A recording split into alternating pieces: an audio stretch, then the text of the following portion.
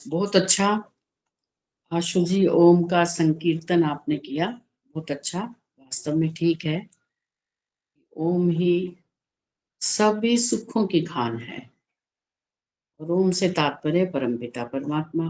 तो उसकी आज्ञा का पालन करना अर्थात उसकी छत्र छाया में रहना, और उसकी आज्ञा का पालन ना करना अर्थात दुखों को न्योता देना, ऐसा समझे।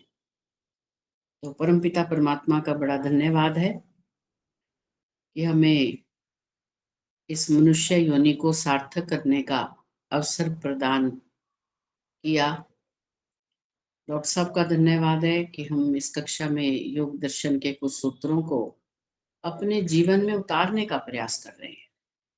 पठन पाठन की तो बहुत सी कक्षाएं चलती रहती हैं, लेकिन हम अभ्यास ये कर रहे हैं कि हम योग को अपने जीवन में धारण करें।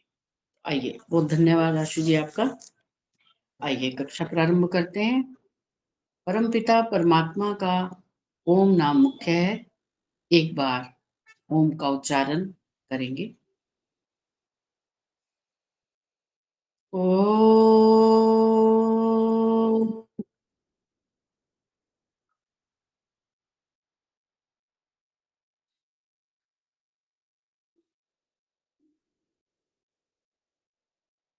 ओम सहनावतु सहनो भुनक्तु सवीर्यं करवावहै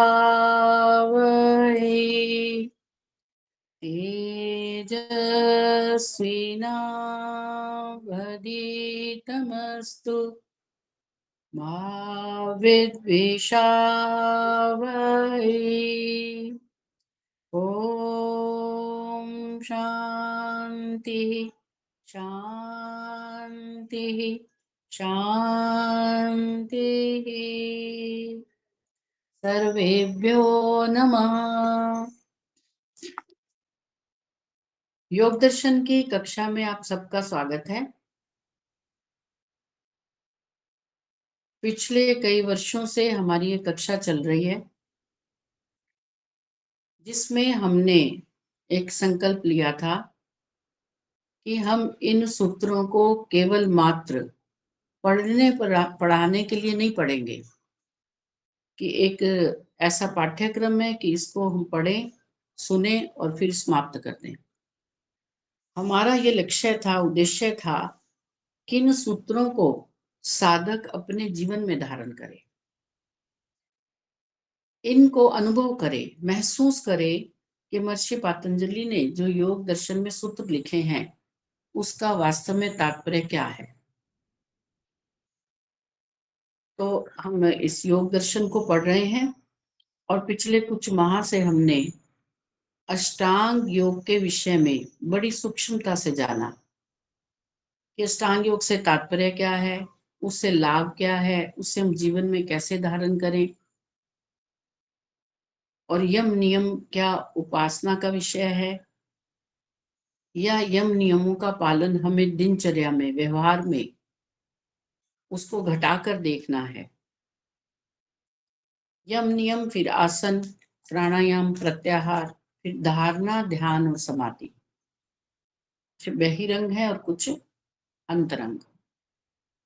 तो हमने धारणा, ध्यान और समाधि के विषय में भी बड़ी बारीकी से जाना, समझा उन सिद्धांतों को जो पूजनीय सतपति महाराज जी ने लिखे। कि धारणा के विषय में कुछ हमें ऐसे समझे सिद्धांत बताए कि धारणा लगाने से पूर्व इन इन बातों का ध्यान रखें, ऐसे ध्यान से पूर्व, ऐसे समाधिस्थ होने से पहले। अब हमारा विषय चल रहा है कि जो साधक समाधि में ईश्वर की अनुभूति करते हैं या कर सकते हैं, उनके जीवन में क्या परिवर्तन होता है, उन्हें क्या अनुभूति होती है, क्या एहसास होता है। तो हमने कुछ विशेष विशेष बिंदुओं को पिछली बार पढ़ा था। एक साधक को ऐसे लगता है कि जैसे उसके मस्तिष्क में कुछ चिपक गया हो, भारीपन सा, यदि वो यहाँ ध्यान लगाता है तो ऐसा उसे अनुभव होता है। फिर उसे ऐसा, जो हमारे ऋतु परिवर्तन होने से सर्दी और गर्मी का प्रभाव एक सामान्य मनुष्य के शरीर पर पड़ता है, वैसा प्रभाव एक साधक पर नहीं पड़ता। अर्थात उसे बहुत ज्यादा ठंड नहीं लगती और बहुत ज्यादा गर्मी भी नहीं लगती। अर्थात उसकी सर्दी और गर्मी को सहन करने की सहन शक्ति बढ़ जाती है। ऋतु तो वैसी ही होती है जो सब सामान्य मनुष्यों को प्रभावित कर रही है, लेकिन एक साधक के लिए परमात्मा के सानिध्य का ये प्रभाव पड़ता है कि उसे सर्दी और गर्मी का अपने शरीर पर बहुत ज्यादा प्रभाव नहीं पड़ता, सहन करता है, सहन शक्ति उसकी बढ़ जाती है। ऐसे फिर हमने पढ़ा कि किसी दुख के आने पर जैसे एक संसारिक व्यक्ति अत्यंत दुखी हो जाता है, वैसा दुख साधक से कोसों दूर चला जाता है। दुख तो आता है, ऐसा नहीं है कि समाधिस्थ होते ही सारे दुख समाप्त हो गए। ठीक है, जब से ज्ञान प्राप्त हुआ तब से दुख प्राप्ति के कर्म नहीं किए होंगे, लेकिन जो पूर्व में किए गए कर्म है उनका फल तो दुख रूप में भोगना पड़ेगा। तो दुख तो आते हैं, लेकिन वह सामान्य मनुष्य की तरह प्रभावित नहीं होता, वो उसे सहन करता है। क्यों सहन करता है? कारण, वह कर्मफल व्यवस्था को जान गया है। एक साधक इस बात का ज्ञान प्राप्त कर चुका है कि मेरे जीवन में जो दुख आ रहे हैं, चाहे वो शारीरिक है चाहे मानसिक है, चाहे कोई भी आर्थिक है या सामाजिक है, कोई भी दुख जो है, कोई भी कष्ट है, क्लेश है, बाधाएं हैं, उनका लगभग कारण मैं हूं।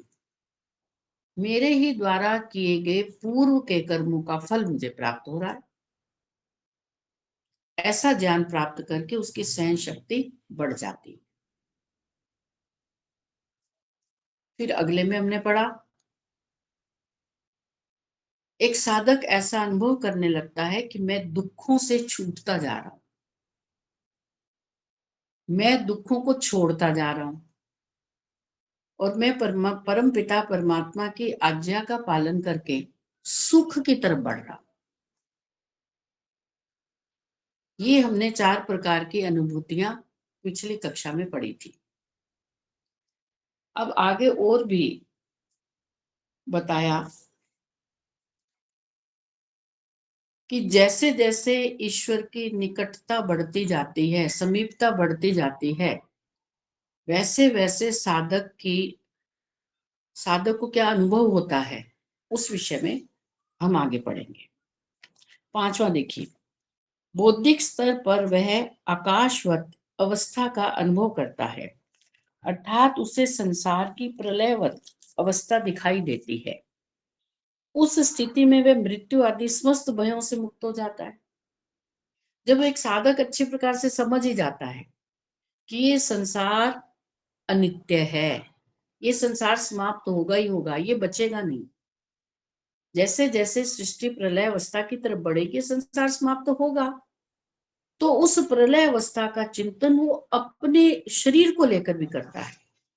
और जब एक साधक ठीक से जान जाता है कि जैसे ये प्रकृति अनित्य है वैसे मेरा शरीर भी अनित्य है, ये भी समाप्त होगा, तो फिर वो मृत्यु के भय से ऊपर उठ जाता है। सबसे बड़ी बात है कि जो हम बात बात पर भयभीत होते रहते हैं, डरते रहते हैं कि हाय कहीं मर ना जाए, मरेंगे तो सही। ये जो अभिनिवेश दुख है वो विद्वानों और अविद्वानों को सबको लगा रहता है कि कहीं हम मर ना जाएं। लेकिन जब वो प्रलय अवस्था का चिंतन करता है तब उससे बात समझ आ जाती है कि ये सब जड़ पदार्थ नित्य हैं, ये सब समाप्त हो जाने वाले हैं, उसमें मेरा शरीर भी है, मैं भी समाप्त हो जाऊंगा। जब हम इस बात को अच्छी प्रकार से अपने हृदय में बिठा लें, ज्ञानपूर्वक इस बात को समझ लें, फिर हमें भय किसका?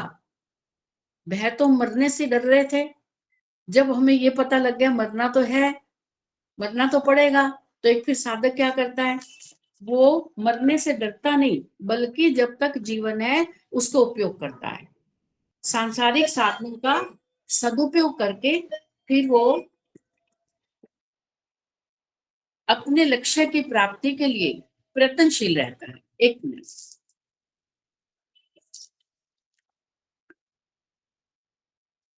कौन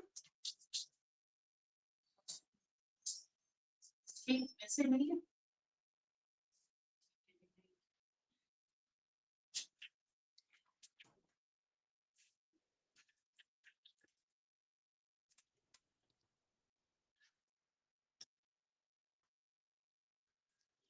तो वह अपने लक्ष्य की तरफ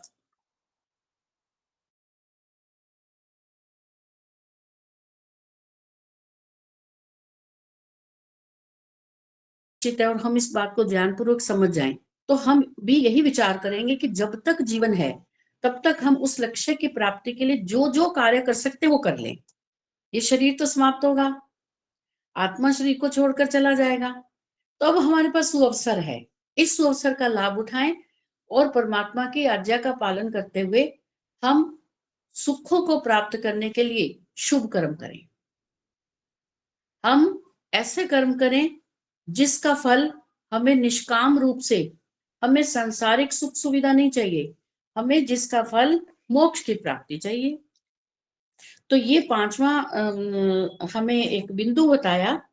एक साधक बौद्धिक स्तर पर जब आकाशवत अवस्था का अनुभव करता है तो वह समझ जाता है कि सब पदार्थ अनित्य हैं, सब समाप्त हो जाने वाले हैं, सब समाप्त होंगे, इन्हें कोई रोक नहीं सकता। तो फिर वो मृत्यु भय से ऊपर उठ जाता है। आगे, इस अवस्था में संसार के समस्त पदार्थों का स्वामी ईश्वर को ही मानता है और अपने तथा समस्त प्राणियों के बने हुए स्वस्वामी संबंध को समाप्त कर देता है।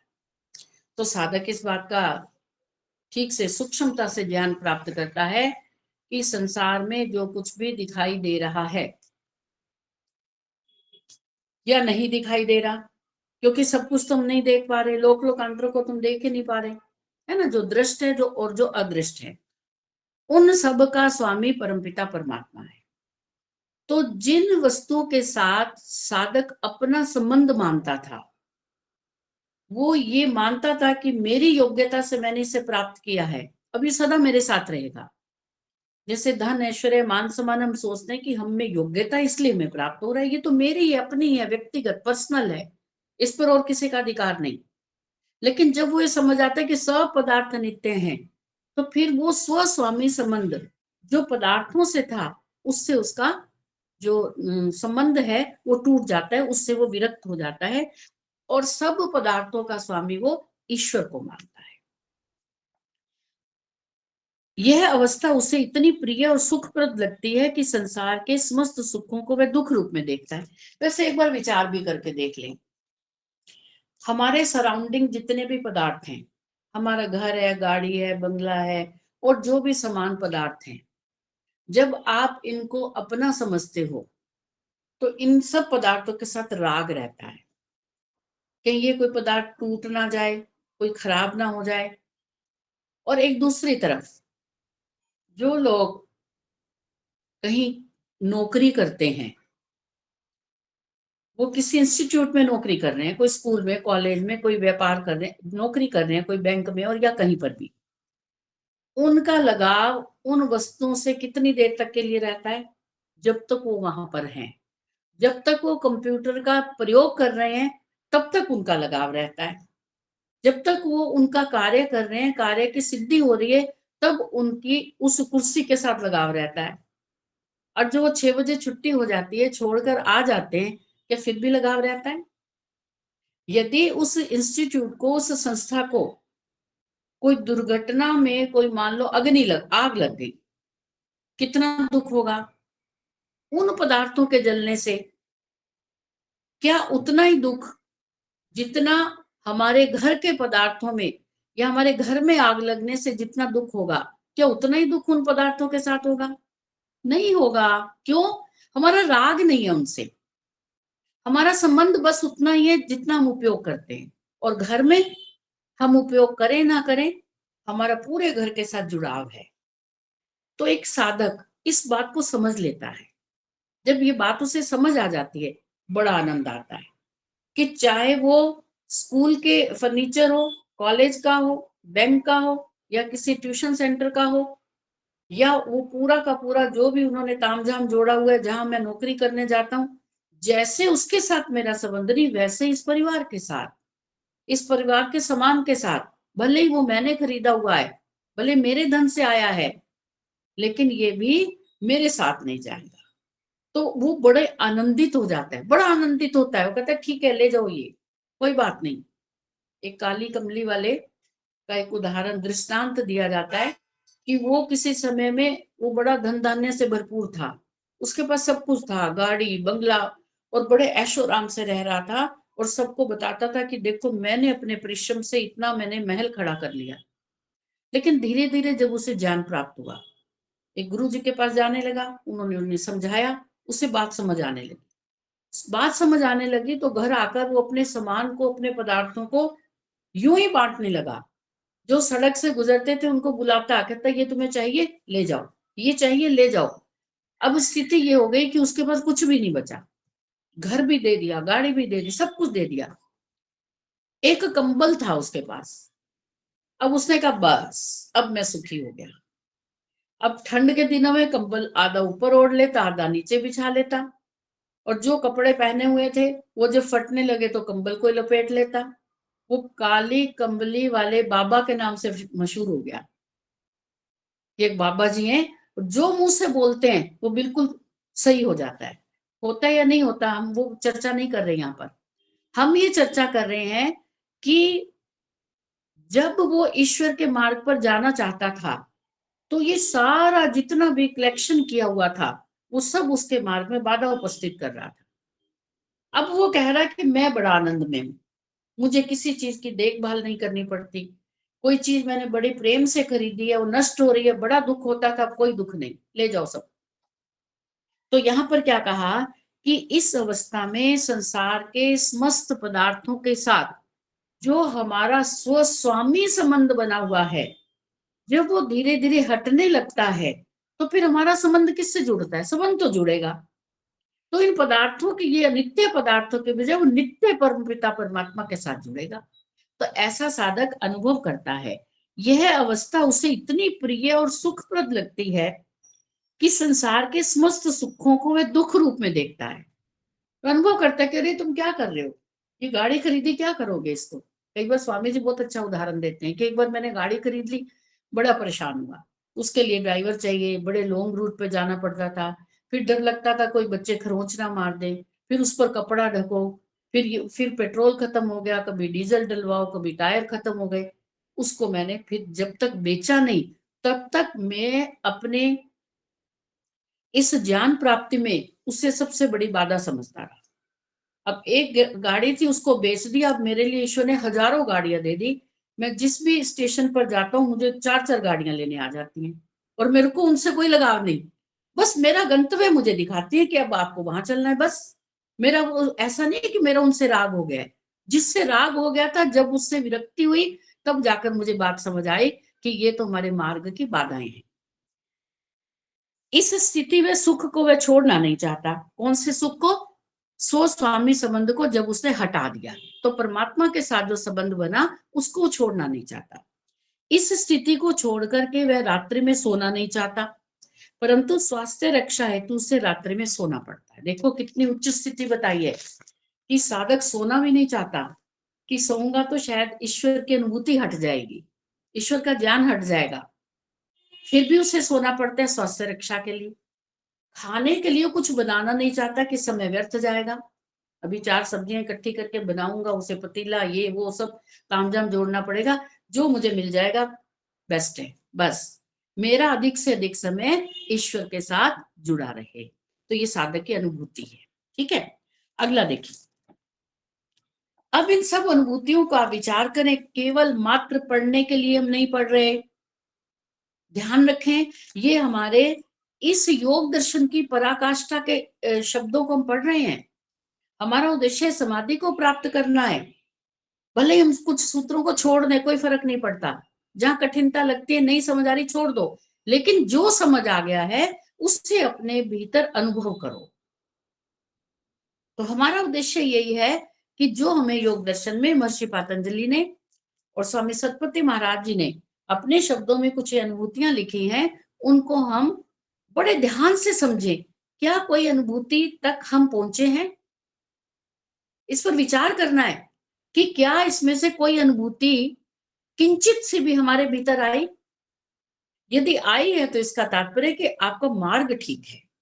कोई बात नहीं, सब कुछ एक ही दिन एक ही जन्म में प्राप्त नहीं होगा, लेकिन उस मार्ग पर चलते हुए यदि आपको किंचित भी 1% का भी कोई सोमा भाग यदि आपके जीवन में उतर रहा है, तो इसका तात्पर्य है कि आपका मार्ग ठीक है। प्राप्ति कब होगी उसको छोड़ दो, वो परमात्मा जब फल देगा देगा, लेकिन आपका कार्य परिश्रम करना है। आपकी परिश्रम करने की दिशा ठीक है। आगे देखिए, ईश्वर प्रणिधान। अब ईश्वर प्रणिधान के संबंध में थोड़ी सी बात कर लेते हैं। ईश्वर प्रणिधान का मतलब है ईश्वर समर्पण। है तो कठिन, बहुत कठिन है कि सारा कुछ जो कुछ भी हमने इतने परिश्रम से बनाया, इतने परिश्रम से हमने अपने चलो भोजन ही बनाया और हम वो समर्पित कर दें किसी को। कोई कार्य कर रहे हैं तो हम पूछ कर करें, कैसे करें? है तो कठिन थोड़ा, लेकिन जब आप ईश्वर प्रणिधान को जान जाएंगे, आनंद बड़ा आएगा जब आप उसको अपने व्यवहार में लाएंगे। तो ईश्वर प्रणिधान से तात्पर्य क्या हुआ? समर्पण करना। किसको समर्पण करेंगे? जो योग्य है, और हमसे योग्य कौन है? परमात्मा। तो समर्पण करने से क्या तात्पर्य हुआ? समर्पण से ये तात्पर्य हुआ कि ईश्वर समर्पण की इच्छा को तो 1% कर दे, और बाकी ईश्वर प्राप्ति को अर्थात इच्छाओं को तो 1% कर दे, और परमात्मा की प्राप्ति को 100% करें। अर्थात परमात्मा के मार्ग पर बढ़ने के लिए अधिक से अधिक परिश्रम करें और इच्छाओं की प्राप्ति के लिए 1% करें। तो परमात्मा आपको आपकी आवश्यकताओं की पूर्ति अपने आप कर देगा। कैसे करेगा आप सोच भी नहीं सकते, ये अनुभव है। आप सोच भी नहीं पाएंगे कि आपको जिस चीज की आवश्यकता है और आप ईश्वर के बताए मार्ग पर चल रहे हैं, ईश्वर आपकी उन इच्छाओं की पूर्ति कैसे कर रहा है। अद्भुत। और कभी कभी ऐसे भावनाओं को लोग चमत्कार भी कहते थे कि कमाल हो गया, हमने तो ऐसा विचार ही नहीं किया था कि परमात्मा हमें वो वस्तु उपलब्ध करवा देगा, हमने तो कभी सोचा भी नहीं। तो ईश्वर परिधान से तात्पर्य हुआ समर्पण करना। तो अपनी सांसारिक इच्छाओं को 1% कर दें और परमात्मा की प्राप्ति को 100%, अर्थात सांसारिक आवश्यकताओं की पूर्ति के लिए परिश्रम करना कम से कम, और ईश्वर प्राप्ति के लिए अपना पूरा परिश्रम लगाना।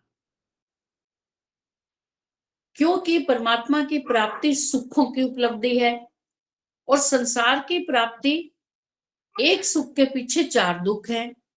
तो साधक क्या अनुभव कर रहा है? ऊपर वाले में हमने पढ़ा कि बौद्धिक रूप से साधक अनुभव करता है कि मैं दुखों से छूटता जा रहा हूं, मैं उस परम पिता परमात्मा से प्राप्त सुख की तरफ बढ़ता जा रहा हूं। तो सुख की तरफ हम कैसे बढ़ेंगे? एक इन्होंने बताया ईश्वर प्रणिधान के रूप में। जैसे बच्चा, छोटा बच्चा माता से पूछकर प्रत्येक कार्य करता है। माता जी कर लो, माता जी कहते कर लो बेटा, तो बच्चा कर लेता है। तो इसका मतलब है मातृ प्रणिधान। पिता से पूछता है, पिता मुझे वह कार्य करना है, थोड़ा पैसा चाहिए, पिता उसकी योग्यता देखकर कहते हैं हाँ बेटा कर लो। तो वो कहता है ठीक है, मैं पिता की आज्ञा का पालन कर रहा हूं। तो पितृ प्रणिधान। और गुरुकुलों में बच्चे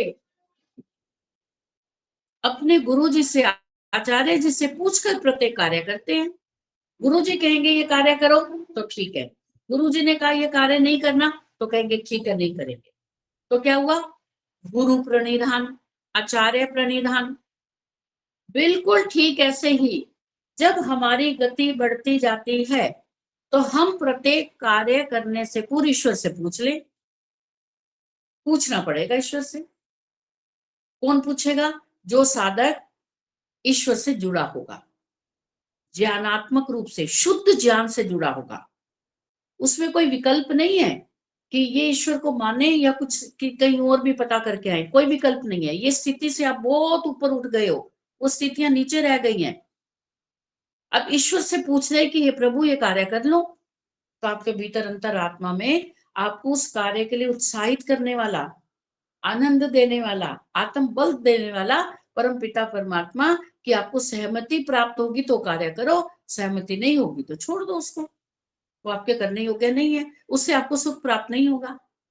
वो अंतरात्मा की आवाज को समझने की भी योग्यता होगी, तभी तो अंदर से की आवाज को सुनेंगे। परमात्मा तो वो अंतरात्मा में, परमात्मा तो प्रत्येक की अंतरात्मा में वो आवाज देता है, सुन तो नहीं पाते सभी। तो परमात्मा ने कहा ये कार्य करो, तो जी ठीक है, तो ईश्वर प्रणिधान। अब आपने ईश्वर से पूछकर कार्य किया कि हे प्रभु ये कार्य करना है, तो आपने उस कार्य को प्रारंभ किया। जब आपने प्रारंभ किया, जो सेक्रेटरी है, जबकि मंच संचालन का काम सेक्रेटरी का है। हाँ, और कौन है?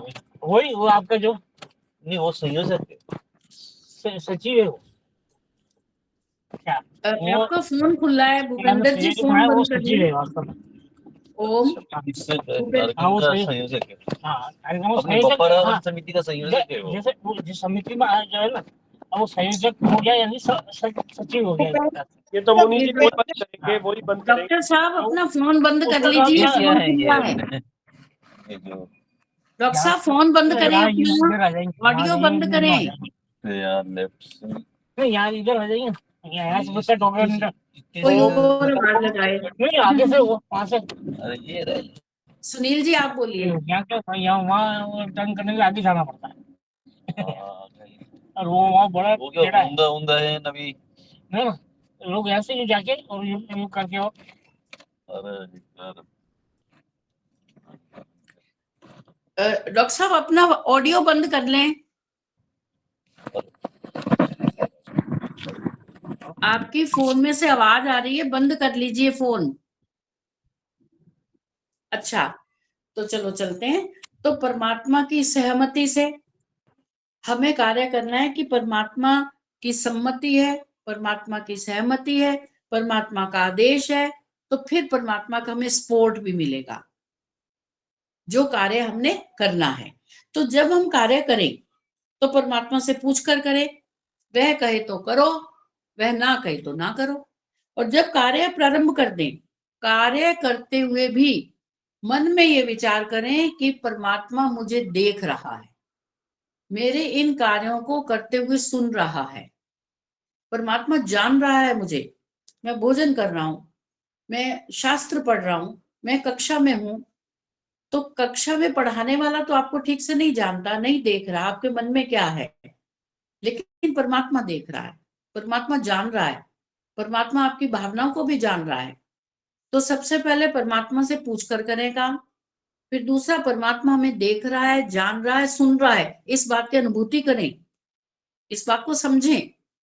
फिर तीसरा, कि जो कार्य हम कर रहे हैं उसके लिए जो हमें साधन दिए हैं वो परमात्मा के द्वारा है। जो हमें बल बुद्धि विद्या ऐश्वर्य धन वगैरह दिया है वो परमात्मा ने हमें दिया है। परमात्मा के दिए गए साधनों से मैं ये कार्य कर रहा हूं। ये ईश्वर प्रणिधान के कुछ सिद्धांत हैं जिससे कि हम इस बात से, इन सिद्धांतों को अपने भीतर हृदयंगम करके हम ईश्वर की उपस्थिति को जान सकते हैं। तो तीसरे में हमने जाना कि जो कार्य करते हुए हमें साधन उपलब्ध हुए वो सब परमात्मा के द्वारा दिए गए हैं। चौथा, जब कार्य समाप्त हो जाए तो ईश्वर का धन्यवाद करो, प्रतिदिन करो। प्रतिदिन हम कितनी बार भोजन करते हैं? 3 बार तो समझो सरकार की तरफ से वैलिड है, और बाकी हम घर की तरफ कई नियम बने हुए हैं हमारे, भोजन से पहले भी कुछ खा लिया, बाद में भी खा लिया, और दिन भर हम, हमारा कोई नियम नहीं है। तो खाने का कोई नियम नहीं है, तो ईश्वर को धन्यवाद करने का नियम क्या है? प्रतिपल करो ना, प्रतिक्षण करो।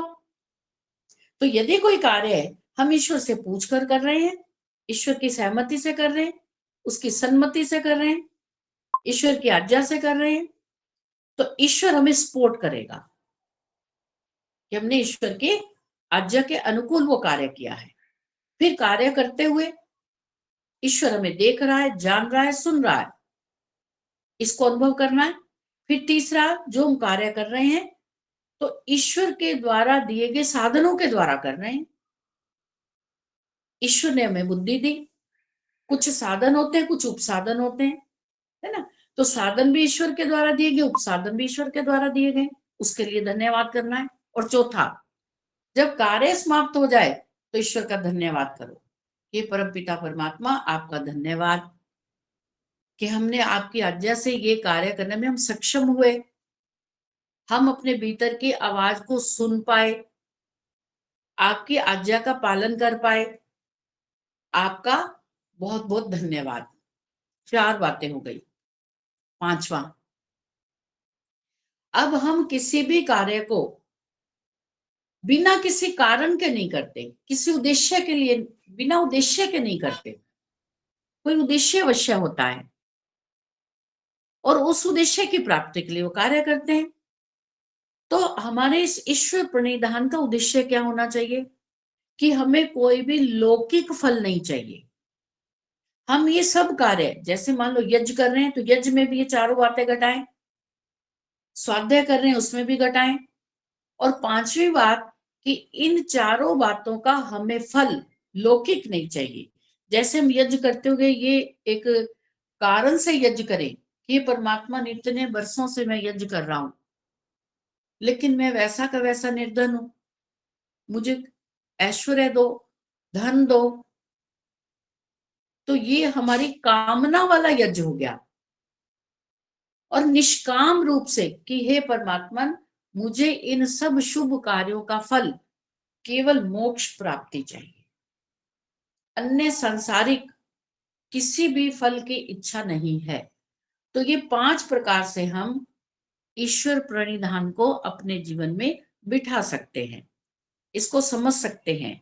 और जो साधक ऐसा करता है वो इसकी अनुभूति भी करता है, वो समझता भी है। तो उसको तो स्पष्ट स्पष्ट ईश्वर ऐसे दिखाई देता है जैसे कि कोई सामने चौकीदार खड़ा हो, कि यदि कोई गलत कार्य के लिए उसकी मंशा बनती है, इच्छा होती है, तो फट से चौकीदार विसल बजा देता है, नहीं काम करना, ये गलत है, इसका परिणाम गलत होगा।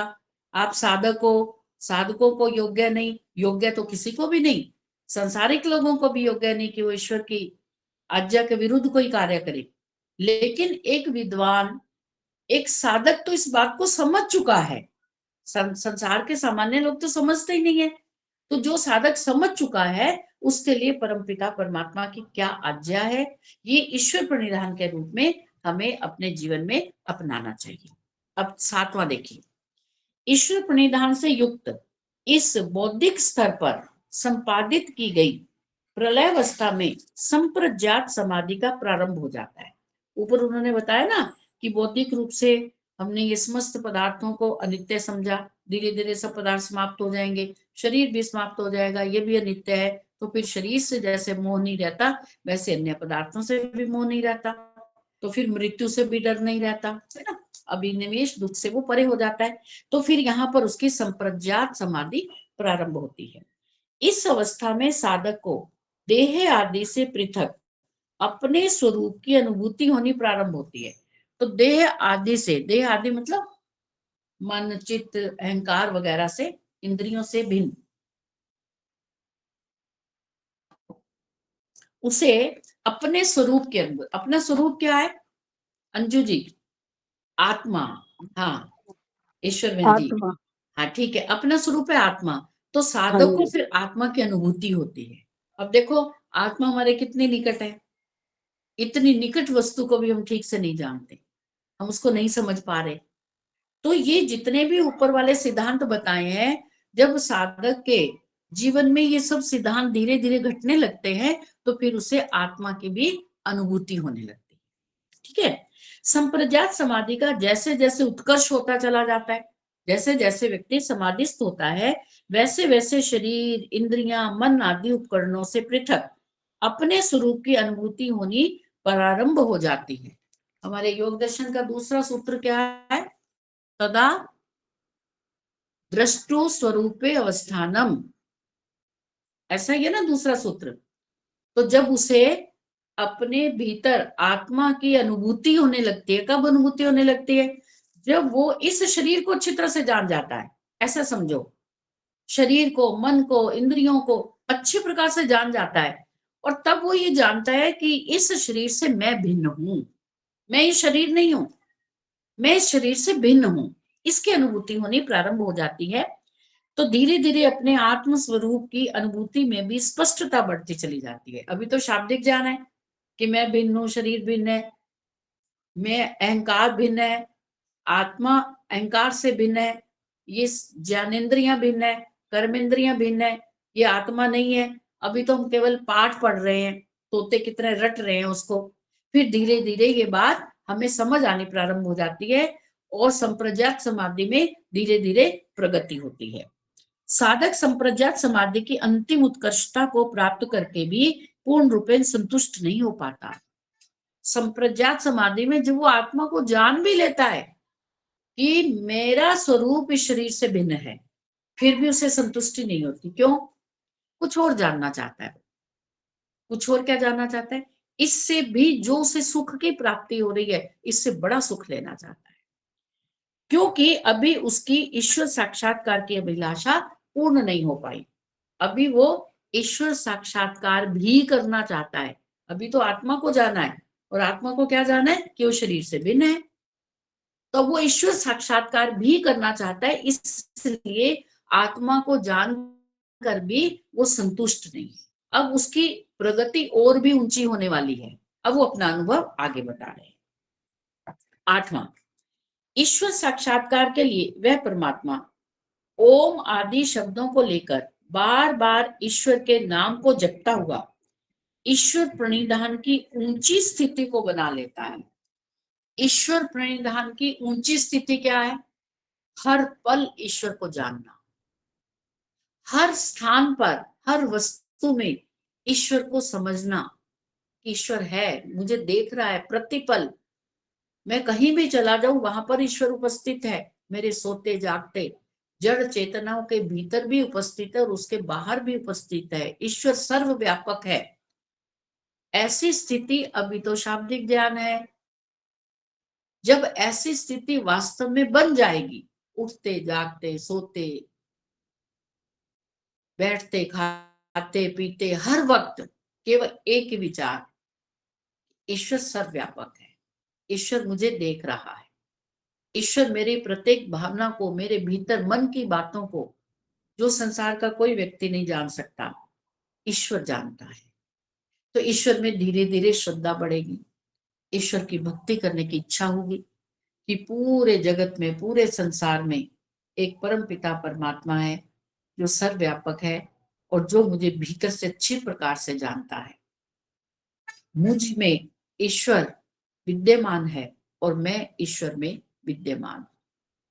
जब इस प्रकार के विचारों से हम ईश्वर को जानने का प्रयास करते हैं, तो जो साधक को सुख की अनुभूति आत्मा को शरीर से पृथक जानने पर हुई थी, उससे भी सुखद अनुभूति को वो और आगे अपने स्तर को ऊंचा बढ़ाकर प्राप्त करना चाहता है। अब आगे देखिए, जिस प्रकार से एक छोटा बालक अपनी माता के भीड़ में खो जाने पर उसकी प्राप्ति के लिए अत्यंत लालायित होता है, उस समय उस बालक को अपनी माता के अतिरिक्त कुछ भी नहीं दिखाई देता।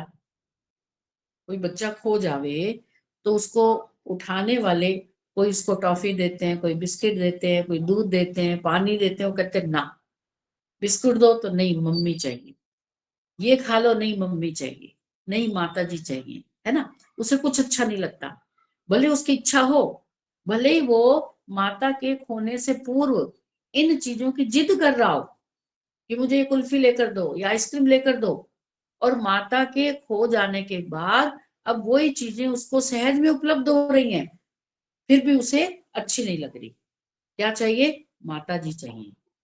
बार बार माता जी ऐसा बोलता है। बात समझ गए होंगे आप।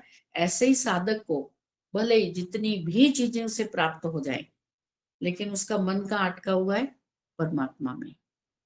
तो ईश्वर प्रणिधान की स्थिति को वह अपने जीवन में धारण करके प्रतिपल वह एक बालक की भांति परमात्मा की ही इच्छा करता है।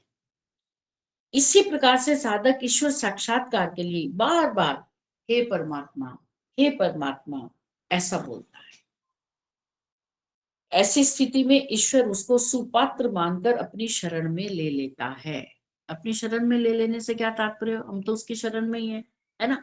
हम जितना भी विचार कर ले कि हमने ये करा वो करा, फिर भी हम तो उसके क्या उसने में जकड़ा हुआ है, हम उससे अलग नहीं हो सकते।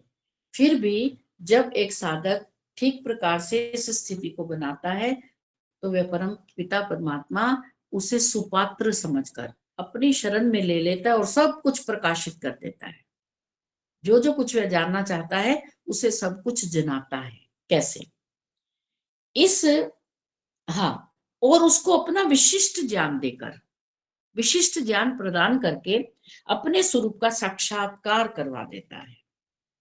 तो कितनी अच्छी सुखद अनुभूति रही होगी जिन जिनको परमपिता परमात्मा का साक्षात्कार होता है। अब वो सुखद अनुभूति को तो कोई नहीं बता पाता, लेकिन फिर भी इन शब्दों के द्वारा एक साधक अपनी अनुभूतियों को, या स्वामी सतपति जी महाराज ये योग दर्शन में उन अनुभूतियों को बताया जा रहा है कि एक साधक जब मोक्ष प्राप्ति के लिए उस मार्ग पर चलता है तो जैसे जैसे स्तर उसका बढ़ता जाता है उस प्रत्येक स्तर पर उसकी अनुभूति क्या होती है ये बताया जा रहा है। तो इस ईश्वर साक्षात्कार की अवस्था में साधक को ईश्वर के विशिष्ट नित्य आनंद तथा विशिष्ट ज्ञान की अनुभूति होती है। ठीक है, परमात्मा उसे सुपात्र समझता है और फिर अपना सारा ज्ञान उस पर प्रकट कर देता है, और जब उसे विशिष्ट ज्ञान की प्राप्ति होती है तो विशिष्ट अनुभूति भी प्राप्त होती है। इस अवस्था में सर्वव्यापक ईश्वर का साक्षात्कार ऐसे ही होता है जैसे कि लोहे के गोले में अग्नि सर्वव्यापक दिखाई देती है। तो हमारा प्रश्न पीछे था कि क्या ईश्वर प्रत्यक्ष दिखाई देता है? तो ऐसा प्रत्यक्ष नहीं दिखाई देता क्योंकि उसका कोई स्वरूप नहीं है, लेकिन वो गुणों के माध्यम से, जैसे एक लोहे का टुकड़ा अग्नि में डाल दिया जाए तो अग्नि लोहे के टुकड़े में सर्वव्यापक है ना, और वो टुकड़ा अग्नि के कारण लाल लाल दिखाई देता है ना, अग्नि का रूप उस टुकड़े के अंदर आ जाता है। बस ठीक ऐसे ही एक दृष्टांत बता दिया गया कि सर्वव्यापक ईश्वर का साक्षात्कार ऐसे ही होता है जैसे कि लोहे के गोले में अग्नि सर्वव्यापक दिखाई देती है। ऐसे ही एक साधक को परम पिता परमात्मा इस सृष्टि के कण कण में विद्यमान सर्वव्यापक दिखाई देता है। ठीक है, एक अंतिम है पंक्ति, वो भी कर लेते हैं 9वें में। साधक सब जीवों तथा लोक लोकांतरों को ईश्वर में व्याप्य तथा ईश्वर को इनमें व्यापक प्रत्यक्ष में अनुभव करता है। समझ आ गई? प्रत्यक्ष में अनुभव करता है, ये उसका अनुभव है। ये बता नहीं पाएंगे ऐसा, तो हम तो ये ईश्वर से प्रार्थना करते हैं कि इस स्थिति को हम भी प्राप्त करें, हम भी आगे बढ़े, हम भी जाने कि किस प्रकार से हम ईश्वर की अनुभूति को प्राप्त कर सकते हैं। और साधक ये अनुभव करता है कि मैंने जो पाना था सो पा लिया और जो जानना था वो जान लिया, अब इससे अतिरिक्त कुछ और पाने योग्य और जानने योग्य शेष नहीं रहा। अर्थात मैंने परमात्मा को जानना था, जान लिया।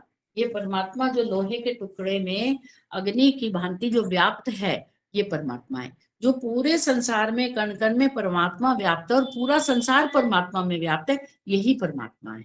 तो मुझे जो जानना था वो जान लिया, जो पाना था वो मैंने पा लिया। ऐसी स्थिति एक साधक की हो जाती है जब उसे ईश्वर साक्षात्कार।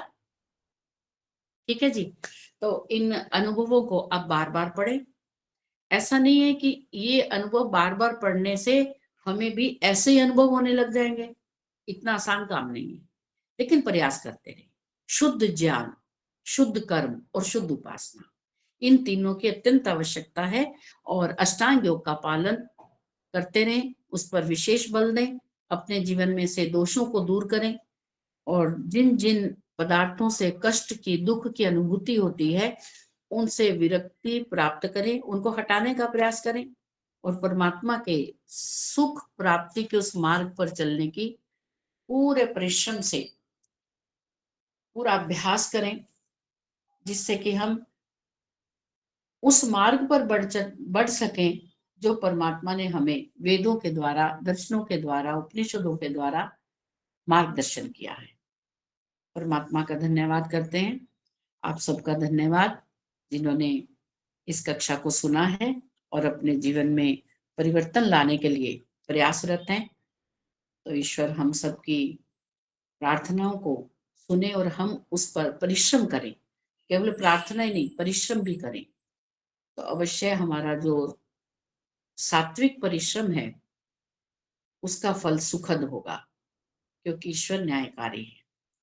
परमपिता परमात्मा का धन्यवाद करते हुए आप सबका धन्यवाद। एक बार ओम का उच्चारण। ओ